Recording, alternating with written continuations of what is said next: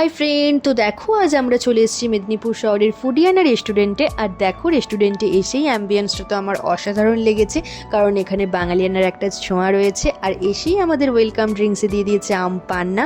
তারপর আমরা অর্ডার করেছিলাম প্লেন লস্যিটা কিন্তু খেতে বেশ ভালো ছিল। তারপর স্ন্যাক্সে ছিল ফিশ ফ্রাইগুলোও খুব মুচমুচে ক্রিস্পি ছিল। আমার বর তো মন দিয়ে ফিশ ফ্রাই খেতে ব্যস্ত।